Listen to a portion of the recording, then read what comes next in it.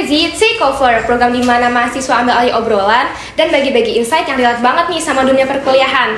Hari ini kita bakal ngebahas tentang sesuatu yang penting banget di dunia mahasiswa tentunya. Bisa dari organisasi, terus kegiatan positif lainnya, sampai ke pertukaran pelajar. Tapi tentunya di sini aku nggak sendirian. Di sini aku udah ditemenin sama dua narasumber yang keren-keren banget, yang dimana mereka itu join organisasi baik di luar kampus maupun di dalam kampus. Langsung aja kita sambut narasumber kita. Hai, kenalin aku Jingga. Aku Tria. Aku sekarang semester 3 dari jurusan Broadcasting Ilmu Komunikasi. Ya, kita sama. Oke, sekarang kita udah ada Jingga dan Tria. Before we go deeper, aku mau nanya yang ringan-ringan dulu mungkin ya buat pengawalan. Kalian tuh ikut organisasi sebelum tuh apakah memang udah ada rencana atau random aja sih kayak ya udah coba-coba aja deh gitu? Dari Tria dulu deh. Oke, boleh. Aku tuh ikut organisasi awalnya tuh dari pas aku lulus SMA. Karena aku kan gap year kan, gak langsung kuliah. Jadi aku bingung nih kayak kegiatan apa ya yang bisa bantu aku untuk buat berkembang, karena aku nggak kuliah dan baru kerja. Jadi aku join organisasi online. Jadi mereka tuh base-nya online gitu, nggak ketemu langsung. Jadi kita punya teman-teman yang banyak banget di luar daerah gitu. Kalau aku sama, aku gap year juga. Tapi kalau aku gabungnya tuh di Himpunan Mahasiswa Komunikasi Himakom, ada di kampus kita. Untuk join pertamanya itu karena aku mikir kayaknya sayang ya kalau kuliah tuh cuma kuliah pulang tanpa diselingi aktivitas dari organisasi gitu. Terus setelah join Himakom, awal-awal nyoba tapi lama-lama kayak ternyata ngisi banget kegiatan positif di perkuliahan aku dan nambah insight banget buat tugas-tugas aku juga ngebantu karena di situ banyak lingkungan dari berbagai kelas dan juga kakak tingkat. Oke, nah kalau dari pengalaman organisasi kalian tuh ada nggak sih kayak momen lucu atau chaos moment yang pernah kalian alami di organisasi yang kalian ikutin?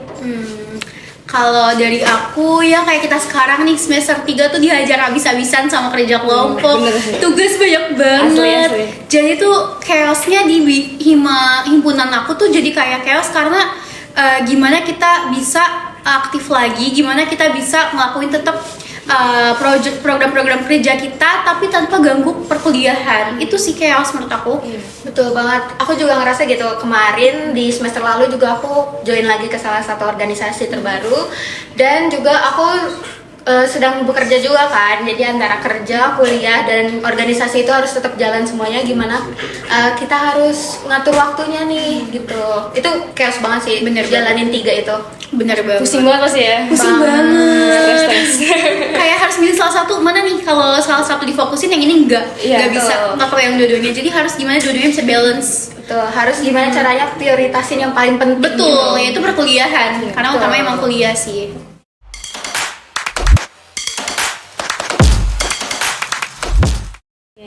Nah, kita kan sebagai mahasiswa Gen Z nih banyak banget ya kegiatan yang bisa kita ikutin kan, kayak kegiatan organisasi kampus, terus volunteer, terus pokoknya kegiatan kreatif lainnya.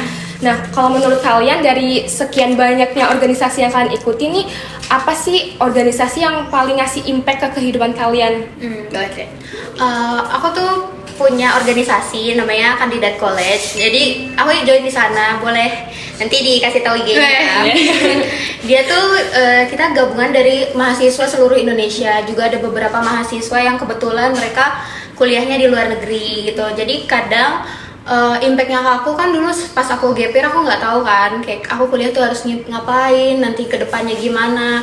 Dengan ketemu teman-teman baru yang latar belakang beda, kampusnya beda, jurusan beda, tingkatannya beda, itu tuh ngasih aku kayak oh ini kuliah tuh kayak gini dulu sebelum kuliah, ngasih gambaran. Terus kalau misalkan aku kuliah di luar negeri dikasih gambaran sama mereka gimana. Terus nanti mereka tuh kadang ngasih insight-insight yang kayak nanti kalau kuliah tuh ikut organisasinya ini atau jalannya gimana, mau magangnya di sini nanti daftarnya gimana gitu. Itu mereka sharing banget sih ke kita. Kalau di Himakom juga impactnya gede banget di aku tuh adalah di saat kayak misalkannya lagi ngerjain program-program gitu, terus kakak tingkat tuh ngasih insight. Misalnya nanti nih semester 5 kita bakal ketemu BC Awards, itu tuh harus apa yang disiapin, harus ngelakuin apa. Jadi mereka tuh kayak ngulang kesalahan-kesalahan yang pernah mereka laluin biar kita nggak ngelakuin itu lagi, dan bisa jadi shortcut buat kita biar kita bisa nemu jalannya tanpa ngelakuin kesalahan yang dulu mereka lakuin gitu-gitu. Terus juga bisa dapat kayak semester ini lo harusnya penuhin di sini, terus harus fokusin ke ini itu. Jadi kayak karena relate ya di salah satu maksudnya lingkungan kampus, Himakom kan maksudnya satu kampus dan jurusannya sama. Jadi tuh relate dan ngebantu banget aku selama kuliah sampai ke semester 3 ini dari semester awal aku masuk. Oke.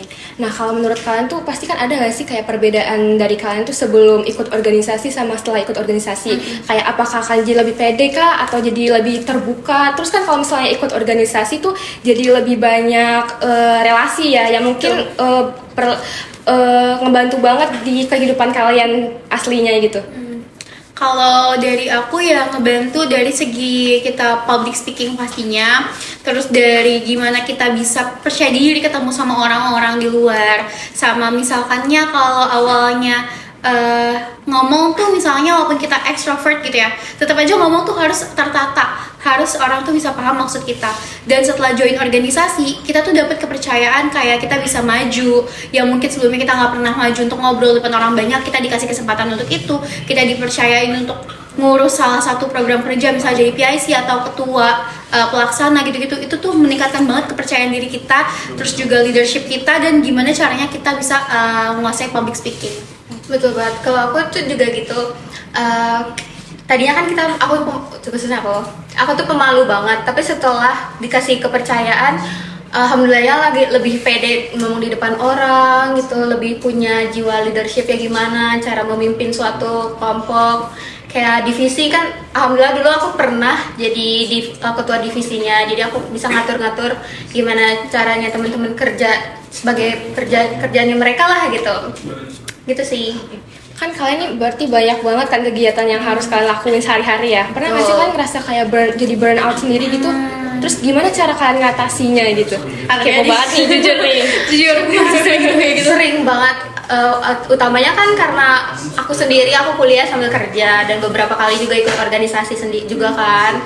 Itu burn out parah. Paling nggak, aku kalau ngatasinnya itu gimana caranya nggak burn out, aku keluar, aku ngelakuin apapun yang aku suka di luar tanpa ada jaringan HP. Pokoknya HP aku matiin, aku nikmatin waktu aku sendiri keluar gitu. Me Itu time tuh, ya? Iya, healing banget sih, supaya nggak terlalu burn out, chaos di pikiran aku sendiri gitu. Bener-bener. Kalau burn out itu sering banget. Kalau menurut aku tuh sering banget fight sama diri sendiri untuk gimana bisa tetap bisa chill ngejalanin semuanya, karena burn out tuh sering banget, stres tuh sering banget.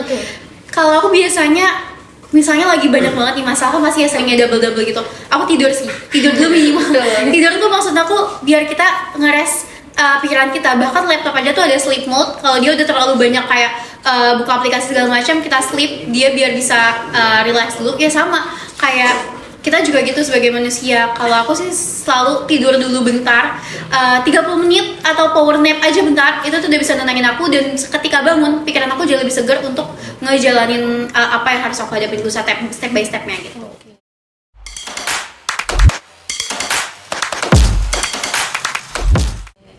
Nah, mungkin sekarang kita bakal masuk ke topik yang paling banyak dibahas nih sama buat teman-teman di rumah. Jadi itu tentang pertukaran pelajar. Nah, kan banyak banget nih mahasiswa yang bingung kayak pengen ikut exchange tapi bingung nih harus mulai dari mana. Kayak kalau menurut kalian tuh seberapa besar sih pengaruh organisasi terhadap peluang diterimanya di program exchange? Kalau menurut aku peluang di organisasi itu pastinya bakal bisa dapet kayak jalur ordel gitu kali ya. Kalau misalnya ada info nih, info utama pendaftaran yang mungkin kalau misalnya kita nggak punya relasi, kita dapetinnya tuh dari sosmed atau kita harus share sendiri. Tapi kalau kita punya relasi, pasti di-share nih informasi untuk gimana-gimananya. Sama step utamanya yang penting ini sih kalau pertukaran pelajar tuh menguasai aja dulu hal-hal basicnya, seperti misalnya cara berkomunikasi, bahasa Inggris atau segala macam basic-basicnya gitu sih. Betul. Kalau di organisasi aku dulu tuh kalau apply basis exchange tuh biasanya ada rekomendasi letter gitu. Biasanya rekomendasi dari teman-teman organisasi atau dari organisasinya situ sendiri. Nanti ada surat rekomendasi dan surat rekomendasi itu tuh nanti dikirim buat apply exchange-nya gitu. Nanti dikasih kalau itu. Nah, kalau misalnya nih ada junior yang nanya nih ke kalian, kayak apa sih hubungannya yang paling jelas antara aktif organisasi sama kesempatan global? Jadi kayak apa yang organisasi ajarkan tuh emang bener-bener jadi nilai plus kah buat exchange? Iya, karena tadi kan kita punya teman-teman yang udah exchange keluar duluan. Jadi mereka kan bisa membantu kita yang belum memulai gitu. Jadi mereka ngasih step by stepnya gimana caranya step by step exchange ke luar negeri atau exchange ke pindah daerah, pindah kampus di Indonesia tuh ada. Itu tuh ngaruh sih buat kedepannya gimana biar kita nggak terlalu bingung. Jadi mereka bisa bantu arahin. Pokoknya seperti kayak tadi Naya bilang, relasi itu penting banget di dalam organisasi itu. Jadi kalau ikut organisasi, usahain jangan diem-diem aja, berbaur sama yang lain juga gitu. Bener. Join organisasi itu bukan cuma sebagai title kayak kita tuh join dan jadi ini ya kayak pelengkap aja, tapi join organisasi tuh emang benar-benar harus aktif guys, kayak harus berani bersikap, harus berani juga mengatasi masalah dan segala macamnya. Kalau misalnya trust me, kalau misalnya kalian tuh bener di organisasi, kalau misalkan ya kalian tuh sungguh-sungguh, gak mungkin gak dapat kesempatan untuk bisa exchange. Bener kayak recommendation letter tuh, orang kan dapat recommendation letter bukan karena mereka mau aja, tapi karena mereka memang bisa dan mampu untuk itu dan capable buat bisa student exchange. Jadi emang penting banget untuk kita keluarin semua yang kita punya, effort, do more dari yang lain biar kita juga bisa punya kesempatan yang lebih gitu. Karena joint exchange itu kan bukan cuma berharap soal daftar terus berharap lolos ya, karena masih ada proses yang cukup panjang banget ya yang harus diurus.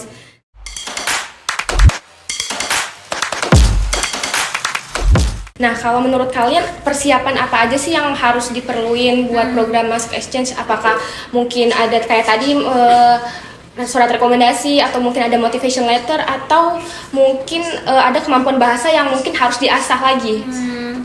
Kalau misalkan kalian exchange mau keluar negeri, misalnya spesifik kayak bahasa Korea gitu ke Korea itu tuh bahasa Korea juga penting, tapi utamakan kan mereka wawancaranya itu bahasa Inggris ya.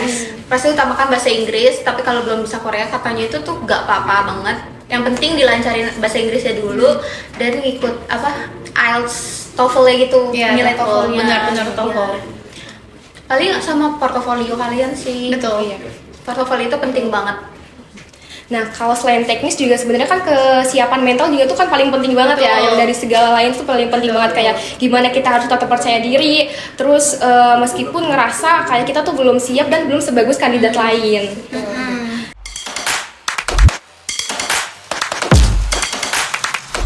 Nah, aku sekarang mau nanya nih yang paling aku kepoin banget nih. Kan kalian tuh ada ikut organisasi kampus, terus kegiatan kampus, ada juga tugas-tugas kuliah sama kegiatan pribadi, kehidupan pribadi kalian yang memang harus dijalani secara berlangsungan. Gimana kalian tuh memanage waktu biar semuanya tuh seimbang? Karena jujur tuh kalau misalnya emang udah ikut organisasi kan benar-benar pusing banget kan. Apalagi aku sendiri yang gak ikut organisasi, cuma kuliah kupu-kupu ya, mahasiswa kupu-kupu termasuk kuliah pulang dan cuma ada tugas kuliah doang tuh udah stres banget, kayak aku nggak bisa manage waktu gitu. Gimana sih? Atau kalian ada tips gitu? Tipsnya pakai ini sih, Pomodoro itu yang Kak. Jadi kalau misalkan yang kamu ngerjain sesuatu 30 menit fokus, no apa ya, kayak nggak ada distraksi apapun, 30 menit fokus, 5 menit break, 30 menit lagi fokus, kayak gitu-gitu terus sih, diiring-iringin kayak gitu. Terus kalau misalkannya emang aku nggak selalu pakai itu sih, tapi biasanya misalkannya utamain prioritasnya yang mana dulu. Kalau misalnya ada tugas deadline-nya hari Rabu, ya udah apakah masih bisa dikerjainnya Selasa, ya udah prioritasin yang bakal kapan dikumpulnya dulu. Dan kalau misalkannya himpunan itu misalnya juga himpunan tuh punya deadline juga ya, itu tuh benar-benar diurutin aja prioritasnya yang mana. Tapi biasanya begadang-begadang juga sih. Jadi ya manajemen waktunya tuh yang penting kita bisa tahu prioritas mana ya sih, dan jangan sampai telat dari itu. Betul. Prioritas waktu tuh penting banget. Kalian harus bedain mana organisasi, mana kuliah, karena kuliah itu penting banget guys. Iya. Biasanya kalau aku ya biasanya kerjain kuliah dulu. Kalau misalkan organisasi aku nggak kepegang kan, proker kita biasanya kita ada atasannya, ya ada ketuanya, kita bisa izin dulu ke atasannya, ke ketuanya gitu, kayak aku nggak bisa handle dulu, tolong dulu gimana, karena tugas kuliah aku lagi numpuk banget. Biasa aku kayak gitu sih. Jadi tugas kuliahku yang paling utama gitu. Iya. Harus ke prioritas. Oke, mungkin ini akan menjadi pertanyaan terakhir ya. Apa sih pelajaran yang kalian dapetin dari semua organisasi yang kalian ikutin nih?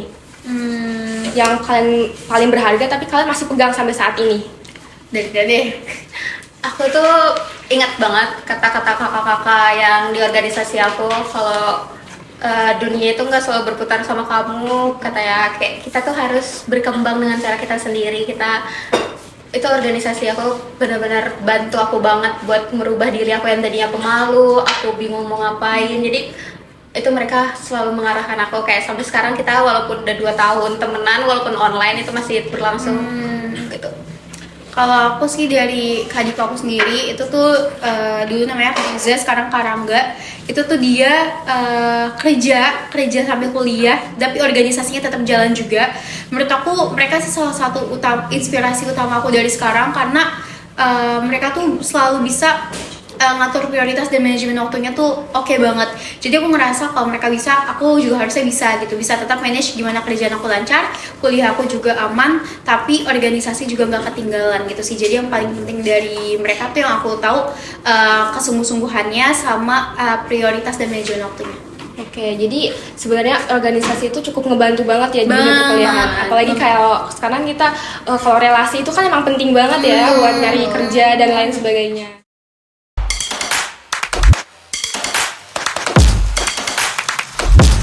Oke guys, jadi sekarang kita akan masuk ke segmen Q&A bareng narasumber kita. Nah, jadi di sini tuh aku udah ada 4 pertanyaan dari teman-teman di rumah. Mungkin bisa langsung aja untuk ke Tria dulu mungkin ya. Ada pertanyaan dari @abang ganteng nih. Pas ikut organisasi, apa sih yang paling korbanin dan apakah itu sepadan?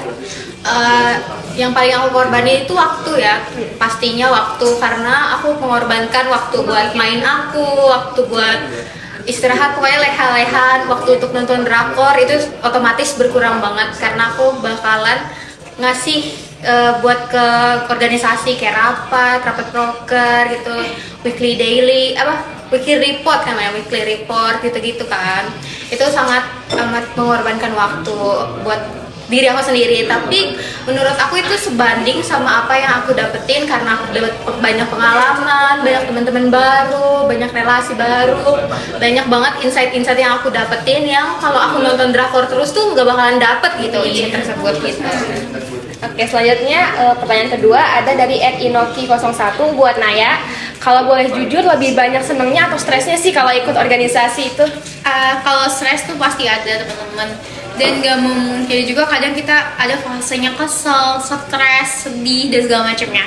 Tapi kalau misalkannya kita terlalu fokus sama stres itu, pasti yang kita rasain akan didominasi di stresnya. Tapi kalau kita fokus ke senangnya, pasti kita bakal ngerasain senangnya. Jadi sebenarnya kalau kalian tuh banyak ngerasain stres atau senangnya, kalian tuh coba lihat kalian tuh lebih fokus ke senangnya atau ke stresnya, karena dua hal itu kalian yang nentuin apakah kalian lebih banyak senangnya atau lebih banyak stresnya.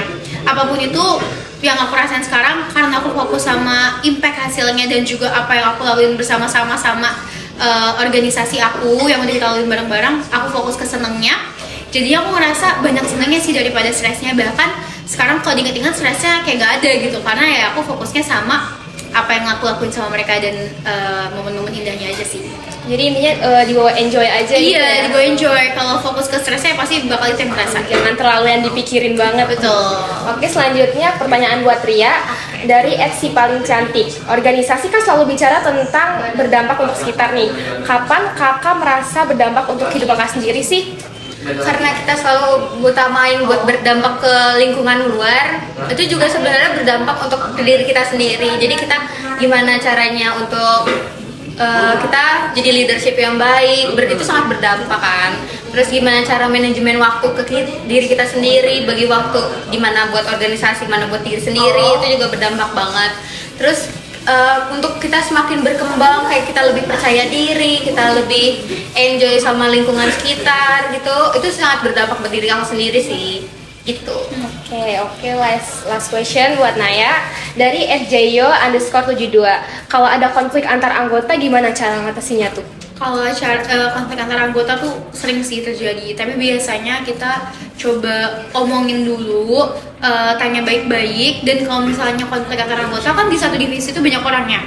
Misalnya yang bermasalahin si A, ada problem atau apa, lebih baik jangan semuanya yang nanya, tapi salah satu misalnya ketua divisinya atau temen yang bisa dipercaya itu coba samperin dulu, tanya dulu lagi ada masalah apa, lagi apa yang dilaluin, ada problem apa, tanya itu dulu. Kalau kita udah tahu titik tengah, kita udah tahu masalah, kita bakal nemuin jalan keluarnya dan titik tengahnya. Oh dia tuh kayak gini tuh karena ini. Kalau misalnya kita terlalu langsung kayak ngejudge kayak kok lu jadi malas sih, kok lu jadi ini sih apa segala macam, terus atau kayak kok bikin kesalahan ini sih, itu tuh nggak ada jalan keluarnya. Lebih baik tanya kenapa, karena dari sekian banyak waktu yang udah dia luangin, masa yang difokusin tuh kesalahan satu kali itu aja.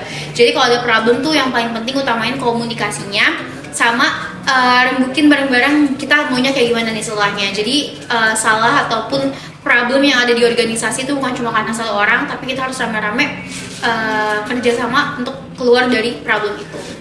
Sebelum penutupan, sebelumnya aku terima kasih banget buat narasumber kita yang udah keren banget hari ini. Dan karena insight yang kalian kasih ini cukup ngebuka perspektif baru buat mahasiswa dan peluang global. Nah, teman-teman Gen Z di rumah sana, jangan lupa kalau misalnya peluang besar itu tuh datang dari langkah kecil tapi tetap konsisten. Jadi jangan cuma langkah kecil tapi kalian nggak konsisten, jadi tuh kayak percuma aja nggak sih? Nah, mungkin kalian bisa mulai aktif dari kegiatan positif lainnya kayak ikut organisasi, atau kalau misalnya emang kalian introvert banget, mungkin kalian bisa ikut kayak nyoba-nyoba kegiatan baru yang mungkin kalian tuh belum pernah cobain sebelumnya. Karena it's your journey and you're allowed to take over your own path. Sampai ketemu di episode Gen Z Takeover berikutnya. Stay curious, stay growing, and keep taking over. Bye guys, thank you. Makasih ya semuanya. Makasih.